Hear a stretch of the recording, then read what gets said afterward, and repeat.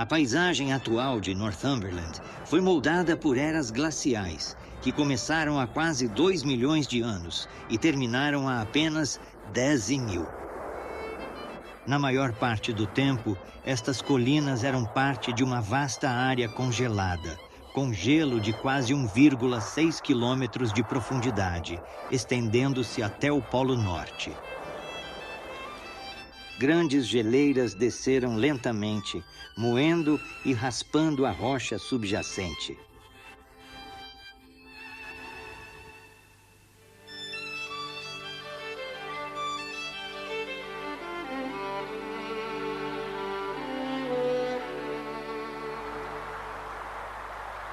Mas as eras glaciais terminam.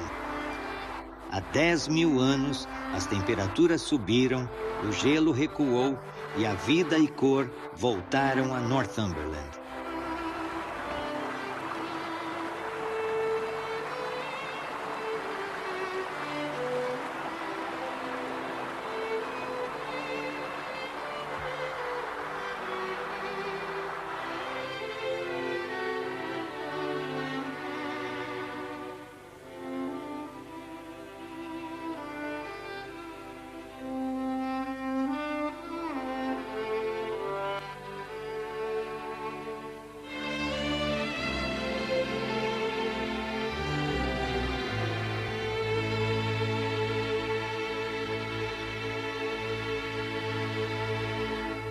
Milhares de anos de congelamento e degelo quebraram estas rochas, formando uma encosta de cascalho, ou glitters, como é conhecido localmente. Os primeiros líquenes surgiram na rocha nua. Líquenes, notáveis plantas, são os seres vivos mais antigos da Grã-Bretanha. Alguns crescem tão lentamente que bem podem ter iniciado a vida há 10.000 anos, quando a última geleira se derreteu. Com o aquecimento, a vegetação espalhou-se para o norte. Ervas, plantas e arbustos foram seguidos por árvores: sorveira, bétula, salgueiro, pinheiro, avelã e amieiro. Uma vez estabelecidas, logo se espalharam.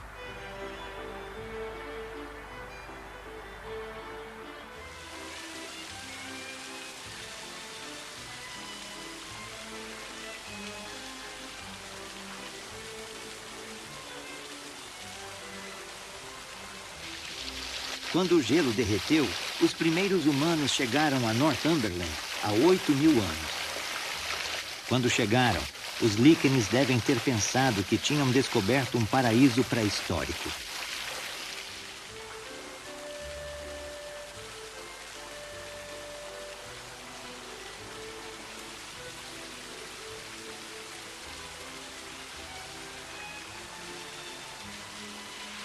Eram nômades que viviam da caça e da coleta de frutos. Não tinham moradias permanentes. Usavam cavernas assim para abrigo.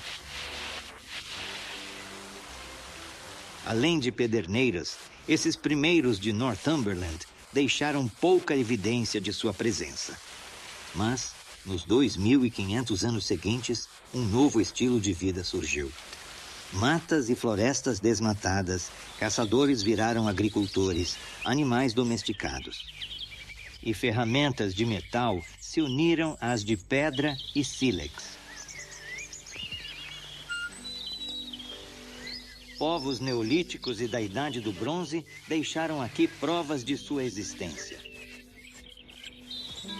Eles gravaram essas marcas de taça em afloramentos de arenito há 3 a 5.000 anos. O significado destas marcas permanece um mistério, especialmente ao considerar que marcas quase idênticas do mesmo período foram descobertas em locais tão distantes como Portugal, África e Austrália. Alguns dos exemplos mais invulgares e complexos de arte rupestre encontrados em todo o mundo estão aqui em Deodé-Lol, a poucos quilômetros a sul de Wooler. A poucos metros de distância, mas de 2000 anos depois, a um forte de colina da Idade do Ferro. Dentro das muralhas, construíram cabanas circulares de pedra com telhados de colmo. Haveria uma lareira no centro e a entrada ficava geralmente a leste. Quase todo cume em Northumberland é coroado por um desses fortes. Aqui se defendiam de outras tribos e de javalis, lobos e ursos que caçavam. Esses animais foram extintos, mas o gado selvagem, que percorria as florestas da Grã-Bretanha pré-histórica, sobreviveu milagrosamente aqui em Chillingham, com vista para a planície de Millfield. O rebanho circula livremente nos 148 hectares do Parque de Chillingham, da Fundação Sir James Knott, gerido pela Chillingham Wild Cattle Association. A patrona é a condessa viúva de Tankerville e seu filho Ian Bennett é o presidente. Sua linhagem vem de 800 anos atrás. O gado selvagem atrai muitos visitantes entre abril e outubro, e eu fui um deles.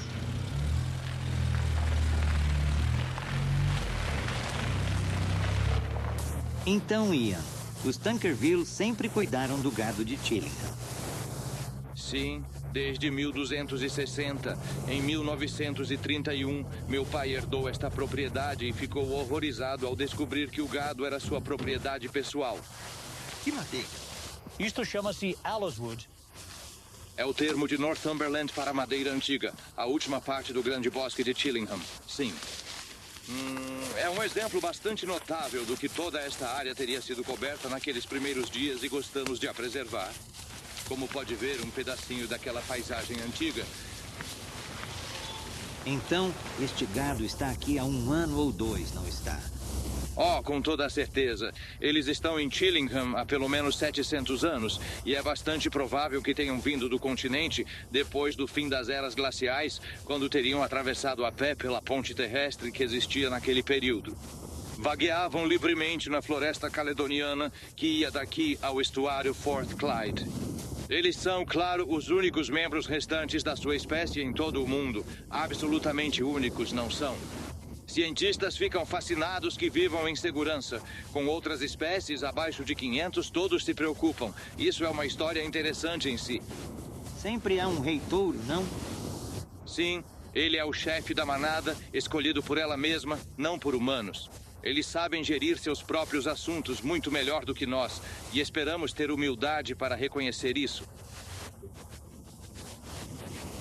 Ele é o pai de todos os bezerros que nascem dentro do rebanho. E ele iria. Os instintos do touro garantem que só o mais forte e apto ocupe essa posição. Qual a segurança do gado agora, Ian? A primeira coisa que o James North Trust fez ao adquirir o parque foi conceder-nos um contrato de arrendamento de 999 anos, garantindo a segurança do rebanho por quase 1000 anos. Creio que é o máximo que se pode planejar hoje. O gado e o parque são herança de Northumberland, mas não a única atração de Chillingham. Visitantes de todo o mundo e em todas as estações vêm apreciar a serenidade da antiga igreja de São Pedro.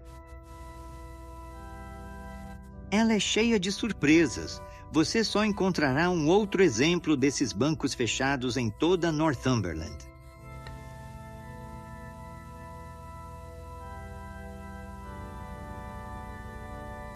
A capela da família Grey tem o melhor túmulo medieval do norte da Inglaterra. Em 1419, Henrique V nomeou Sir John Grey, tio de Sir Ralph Grey, conde de Tankerville. Sir John, com heroísmo, capturou a cidade francesa de Tankerville. Sir Ralph e Lady Elizabeth jazem aqui há 5 séculos e meio. Os visitantes mal podem acreditar que uma igrejinha rural abrigue obra-prima tão requintada.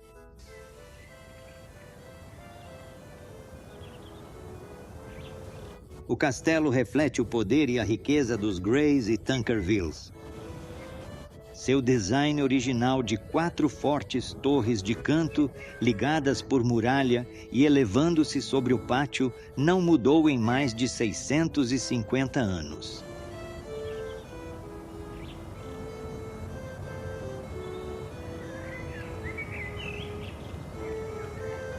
Após a Segunda Guerra, o castelo ficou abandonado até ser comprado em 1982 por Sir Humphrey Wakefield, parente dos Grey por casamento. Sir Humphrey restaura o castelo à glória e já está aberto ao público. Era na Idade Média o campo de justas dos cavaleiros. É um jardim italiano formal, bem cuidado. Antes, ecoava o troar de cascos e o clangor de armaduras. Apenas o suave murmúrio da fonte e o canto dos pássaros perturbam seu encanto tranquilo.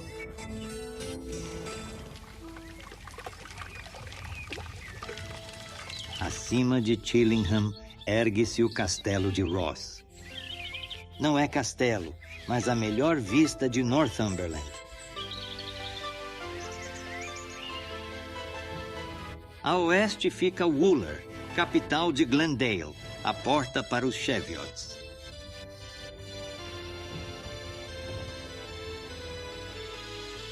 Os montes Cheviot estendem-se além de Wooler, em ondas até a fronteira escocesa. No fim da última era glacial. O degelo dos montes Cheviot encheu a planície de Millfield, formando um vasto lago de vários quilômetros.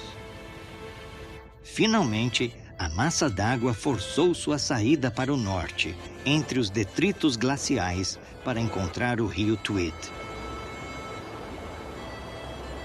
Hoje, o rio Till acelera seu curso pela planície de Millfield.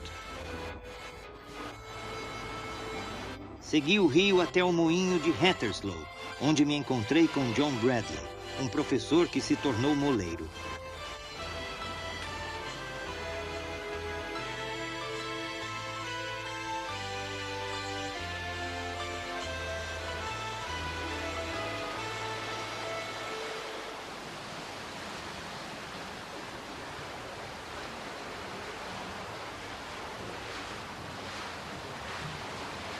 O que me surpreendeu foi que a força daquele pequeno córrego podia girar uma roda enorme.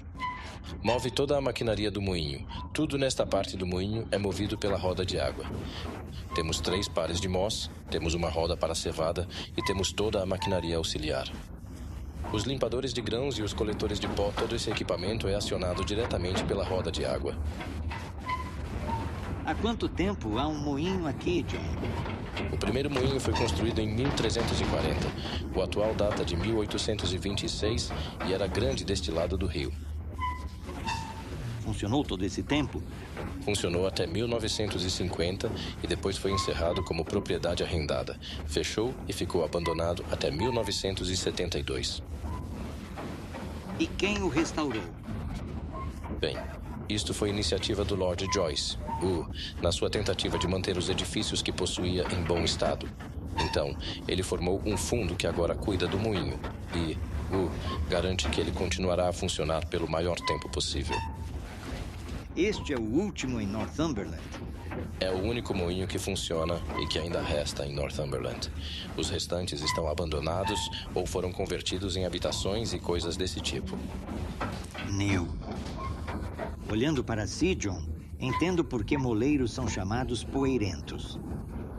Bem, hoje venta muito e a poeira voa mais que o normal, mas é um trabalho bem sujo. Sim, sem dúvida. Me limpam e fazem doces no fim do dia, sabe? Em frente ao moinho fica o terminal da ferrovia ligeira de Hatherslow.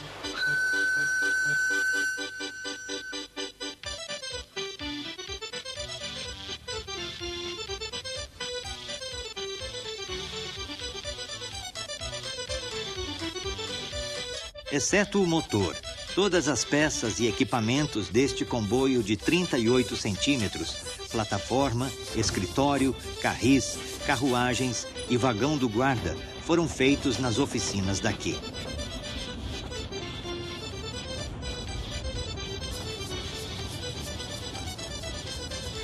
De Hatter's Law, a pequena locomotiva a vapor The Lady Augusta leva-me calmamente ao longo do rio por 3,2 quilômetros até a aldeia de Eatal.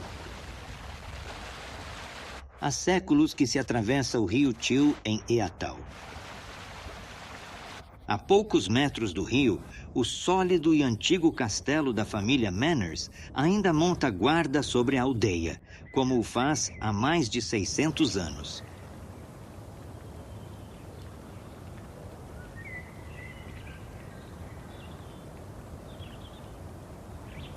Telhados de colmo, paredes caiadas, belos jardins e o Black Bull, único pub de colmo em Northumberland, fazem de Eatal uma aldeia de charme raro.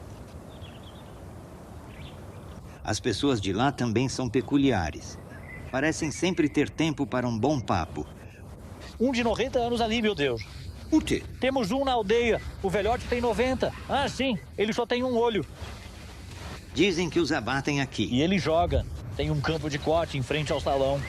O velhote, 90 anos. Onde está o campo? No salão. Vê as tampas de madeira no relvado? São extremidades de barro lá embaixo. Ah, sim. Para os cloaks. Certo. Muito obrigado. Gostei. Volto daqui a 20 anos. Até mais.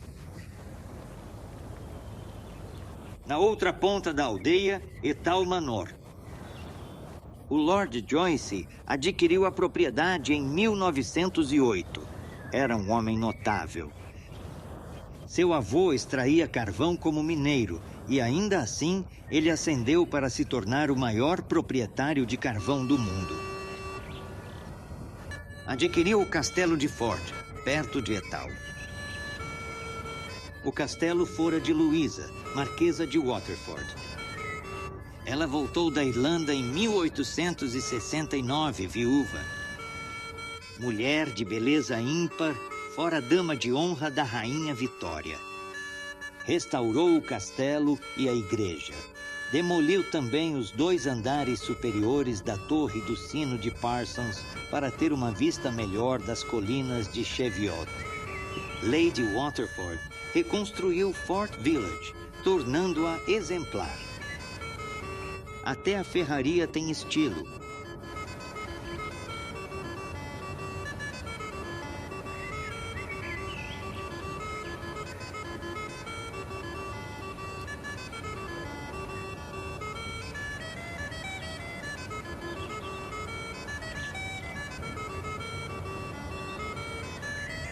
Lady Waterford, artista talentosa, fez da escola sua galeria. Usando as aldeias como modelo, pintou notáveis cenas bíblicas em aguarela.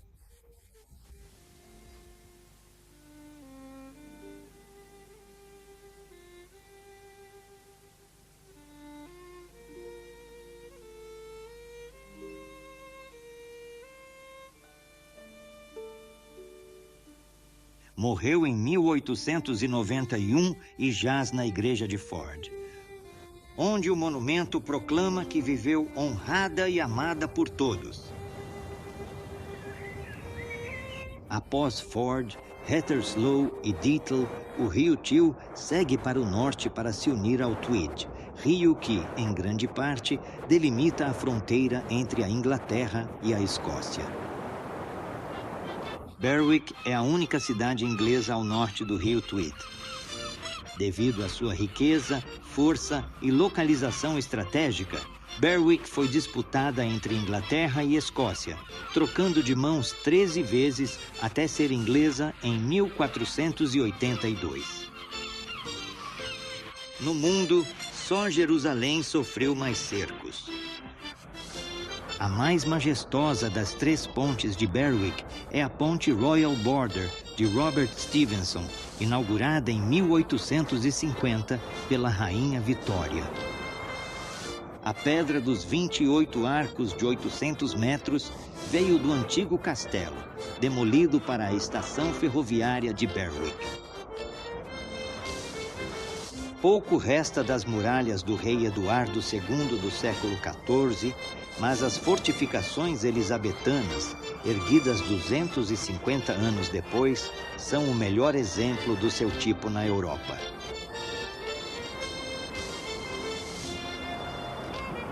As vastas muralhas de terra revestidas de pedra absorviam ou desviavam tiros de canhão, e os canhões defensivos, posicionados nos bastiões em forma de flecha, tinham uma linha de fogo perfeita contra atacantes ao longo das muralhas.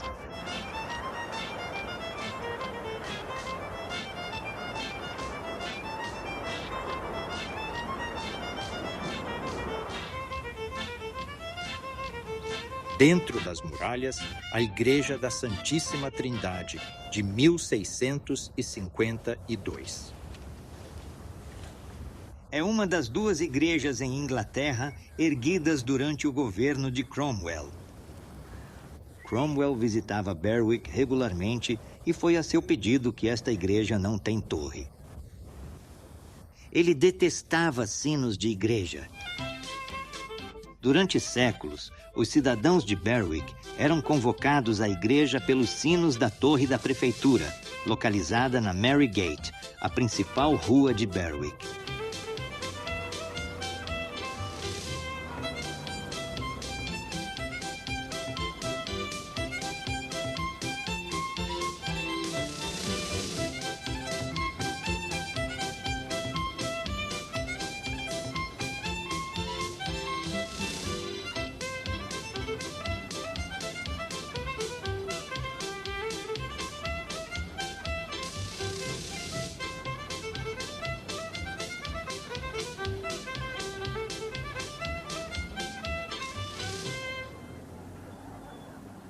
Outro destaque em Berwick é o quartel de Ravensdown. Construído em 1721, após a rebelião de Doan War, foi o primeiro quartel em Inglaterra. Até 1964, foi a sede do King's Own Scottish Borderers. Agora, abrigam 2 museus e uma galeria, sob custódia do English Heritage.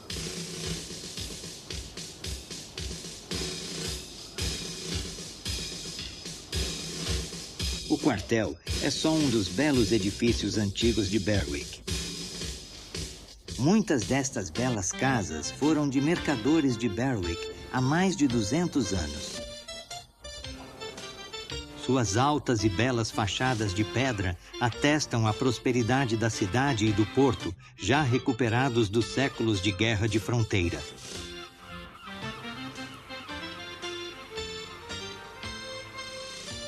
Berwick, uma cidade fronteiriça ímpar. Mas há muitas aldeias em Northumberland com histórias quase tão emocionantes e características tão fascinantes. Warkworth é uma delas.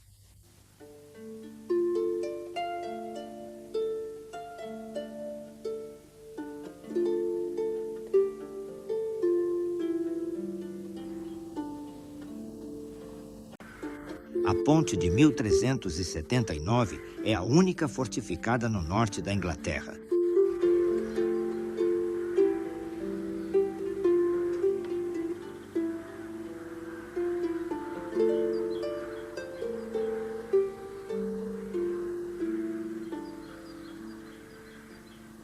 Warkworth é um exemplo clássico de um burgo medieval planeado, quase intocado pelo tempo. As ruas entre a ponte, igreja e castelo estão exatamente como foram feitas, mas agora as lojas e pubs servem mais aos visitantes. Algumas casas podem ter mudado de estilo e utilização, mas os 77 burgos, lotes de terra longos e estreitos, onde as casas se erguem, estão exatamente como foram medidos e distribuídos há mais de 800 anos.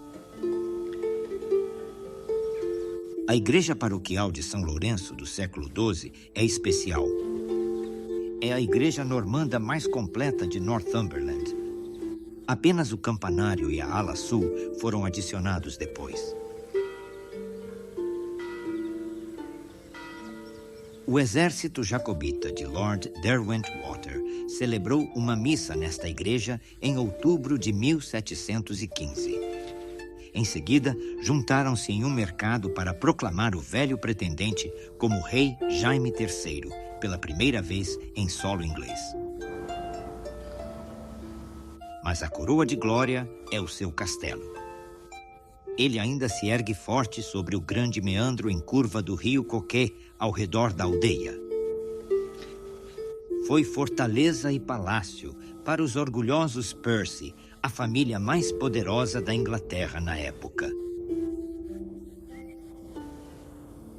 Dentro destas muralhas, cresceu Harry Hotspur, o mais admirado dos heróis de Northumberland. Hotspur tinha só 37 anos quando foi morto na Batalha de Shrewsbury.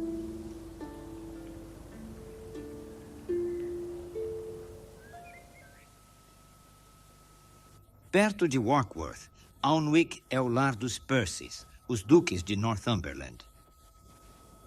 Construído na época normanda, o castelo ocupa uma posição estratégica e imponente, onde a grande estrada do norte atravessava o rio Allen. Teve ação nas guerras escocesas, mas perdeu importância militar com a união das coroas em 1603.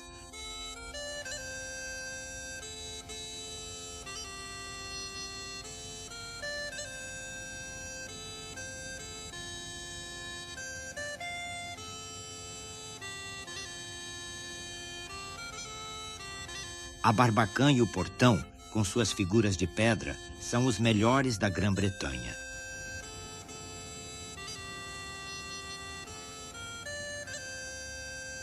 Na cavalariça está a impecável carruagem, feita em 1825 para levar o terceiro duque como representante do rei de Inglaterra na coroação de Carlos X, em Paris. O castelo também abriga o Museu dos Fuzileiros Reais de Northumberland, o Fighting Fifth, um dos regimentos mais antigos e famosos do exército britânico. No coração do castelo está a torre. Aqui, os visitantes podem ver os inestimáveis tesouros da família Percy nas palacianas salas de estado.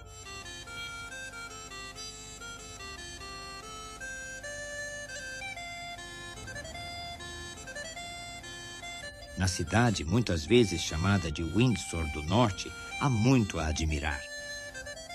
As ruas arborizadas, com as suas curvas inclinadas e de paralelepípedos, o antigo mercado onde a cidade cresceu, o cruzeiro de onde eram feitas as proclamações e o Northumberland Hall arcado, com a torre do relógio da Câmara Municipal por trás.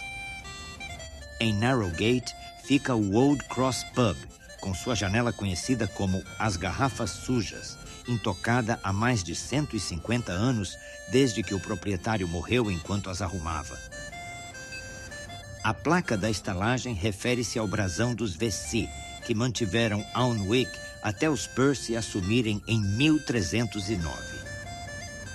O brasão de leão dos Percys é visível por toda Alnwick. A coluna dos inquilinos, erguida em 1816, é o exemplo mais notável. De Alnwick, o Aln segue até Alnmouth e o Mar do Norte. O rio parece calmo, serpenteando entre iates e barcos ancorados. Deve ter estado muito mais agitado no dia de Natal de 1806, quando rompeu as dunas de areia para esculpir uma nova costa a norte, isolando a antiga igreja saxônica da cidade. 10 quilômetros ao norte de Alnmouth fica Howick Haven. A baía é uma mistura de areia dourada, calcário com formas estranhas e arenito erodido. Recentemente, pegadas de 300 milhões de anos foram encontradas aqui. São de uma criatura anfíbia que é anterior mesmo aos dinossauros. Estas atraem geólogos de toda a Grã-Bretanha. Outros visitantes vêm simplesmente para desfrutar da serena paz de um dia de verão à beira-mar. Mais tarde, talvez, darão um passeio pelo bosque até a mansão de Howick, a magnífica mansão do século XVIII da família Grey, um ramo dos Greys de Gillingham. Os Greys também construíram a aldeia de Howick para seus empregados e esta casa de banho usada como casa de praia ao nadarem. A 1,6 quilômetros de Howick, Ponta Culanos, o primeiro promontório do Grande Windsey, projeta-se no mar. Aqui, algumas gaivotas tridáctilas brancas se reúnem nas saliências. Centenas voam e planam ao longo da falésia.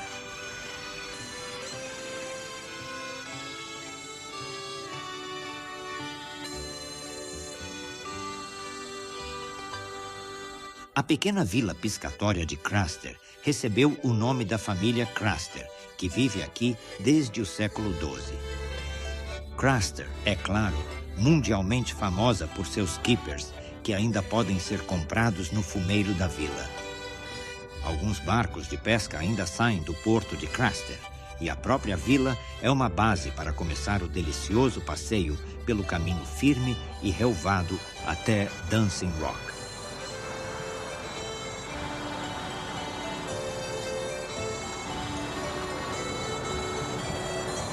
Esta antiga e robusta fortaleza cobre mais de 4 hectares, a maior área de qualquer castelo de Northumberland. As suas muralhas viradas a norte são as falésias basálticas de 30 metros do Windsail. Houve um porto que se estendia a oeste do local. Construído por Thomas, conde de Lancaster, em 1313, foi ampliado por John o Gaunt 50 anos depois. 100 anos mais tarde, a sua vida útil como castelo tinha terminado. Nunca foi restaurado e nos 500 anos seguintes foi se degradando lentamente. Contudo, continua sendo um dos cenários mais grandiosos e românticos de Northumberland. Dunstanburgh fica em Embleton, com uma igreja do Merton College, Oxford, desde 1274. Ao lado, uma torre Peel em perfeito estado. Não só o vigário, mas a maioria dos seus paroquianos buscava refúgio aqui nos ataques escoceses. Uma nova casa paroquial foi construída em 1976, mas, em 600 anos, esta velha torre abrigou 54 padres.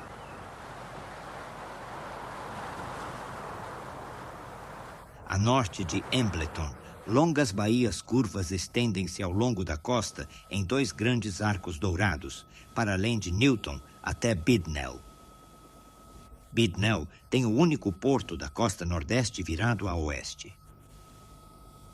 O farol de 200 anos, bem no muro do porto, agora serve de armazém para os pescadores. Mas também nos lembram que a queima de cal, junto com o contrabando, já complementou a indústria básica da pesca em muitos desses pequenos portos. Em Sea Houses, a pesca era a principal atividade. Na época das grandes pescarias, este porto ficava completamente cheio de barcos de pesca.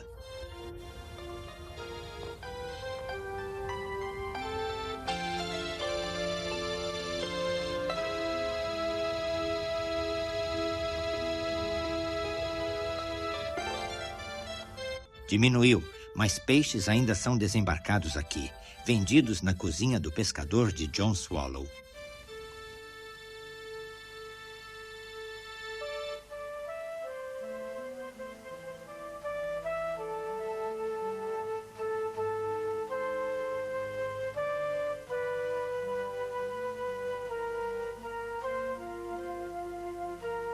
Antigas ferramentas de tanoeiros para barris de arenque salgado ainda pendem do teto. E o peixe com batatas de Sea Houses é dos melhores. Hoje, Sea Houses é um resort vibrante, adaptado para atender veranistas e visitantes. Um dos destaques desta costa é um passeio de barco de Sea Houses até as Ilhas Farne.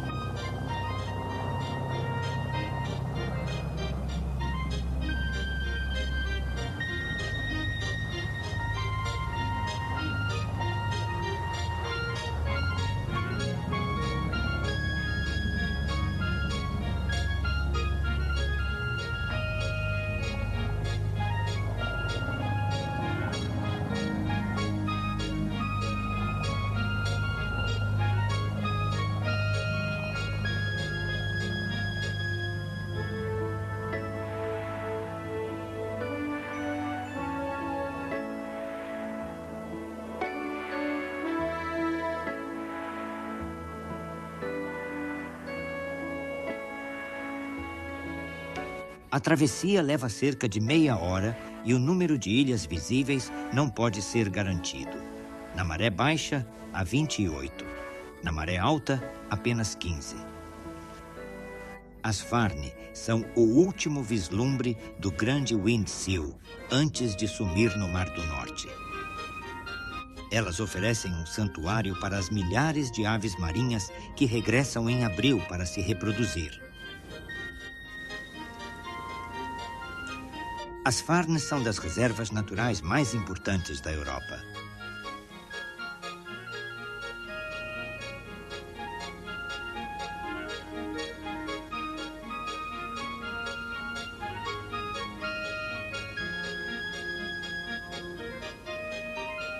Focas cinzentas são a espécie mais rara do mundo, mas há uma colônia de milhares aqui.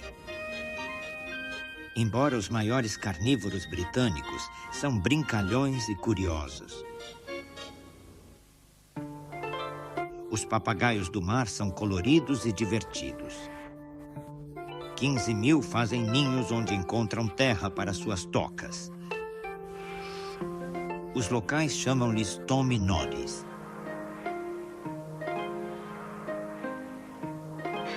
Acho que é o abraço dos papagaios do mar.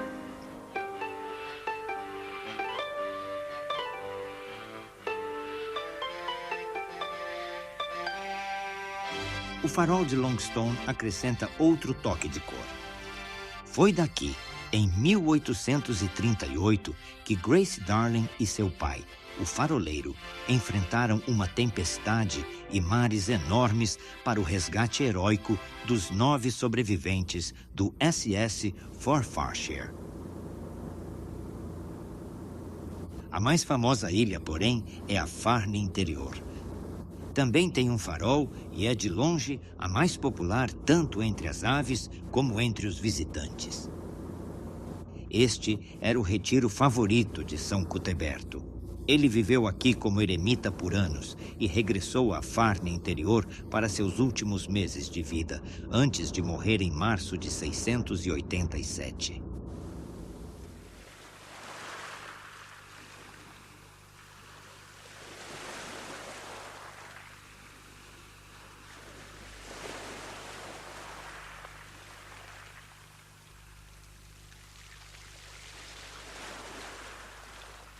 As ondas rolam sem parar nos 3,2 quilômetros de mar entre Farne e Bamburgh. Bamburgh, a joia mais fina de toda esta gloriosa costa histórica. O castelo atrai os olhos de todo lado. Entre as dunas, papoilas, flores da paz suavizam a imagem da antiga fortaleza. Da aldeia, o contorno do castelo é majestoso. Aqui, Edwin, o primeiro grande rei saxão da Nortúmbria, teve a sua capital.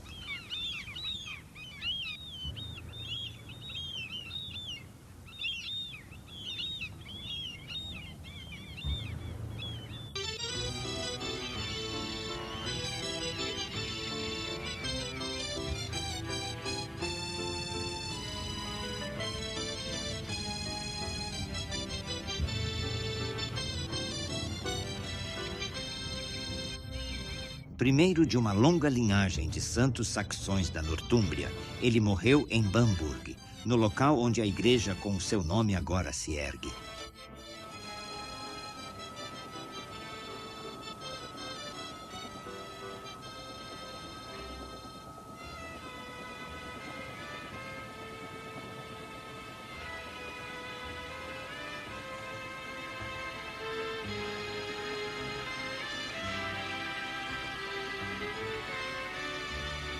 A 6,5 quilômetros a norte, Lindisfarne, a Ilha Sagrada. 2 vezes ao dia, com a maré a subir, vira a ilha. Após a maré baixar, pode ser alcançada pela passagem de quase 5 quilômetros. Aidan foi a Lindisfarne em 635 para fundar o primeiro mosteiro nortumbriano. Os 150 anos seguintes são conhecidos como a Idade de Ouro da Nortúmbria. E a ilha tornou-se famosa por toda a cristandade. O castelo na Ilha Sagrada parece um robusto navio de guerra de pedra, firmemente assente noutro afloramento do grande Windseal. Foi transformado em 1902 por Sir Edwin Lutyens numa encantadora e compacta casa de campo. Foi construído em 1550 pelo rei Henrique VIII para proteger o porto excelente atrás dele.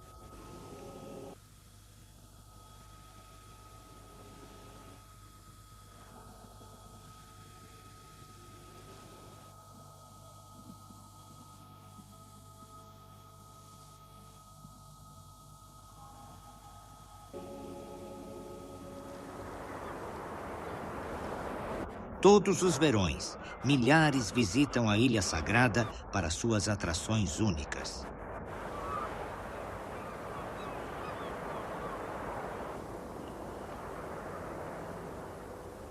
Nas altas colinas de Northumberland, cada inverno traz sua mini-era do gelo. Mas a cada primavera, o calor liberta o domínio gelado.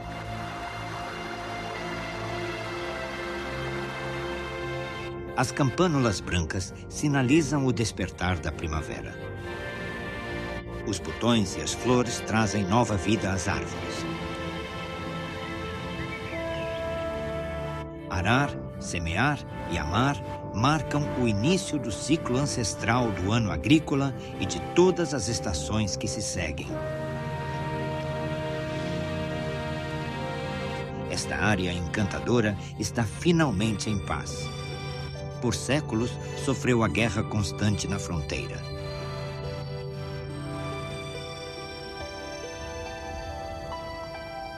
O norte de Northumberland foi o palco da guerra mais longa da nossa história. Foi também um baluarte, abrigando e prosperando o resto da Inglaterra. Os lordes de Northumberland, cavaleiros e padres, precisavam de castelos e torres fortificadas, e os agricultores, de casas de batalha, muito depois de o país esquecer a defesa. Como os grandes glaciares da última idade do gelo, estes tempos conturbados desapareceram, e o norte de Northumberland é agora uma terra para ser desfrutada. Há tanta coisa especial e preciosa no norte de Northumberland, tanto para descobrir, tanto para nos orgulharmos e valorizarmos. Agora que você já teve um vislumbre, por que não vem para cá desfrutar do calor que retorna anualmente após o derretimento do gelo?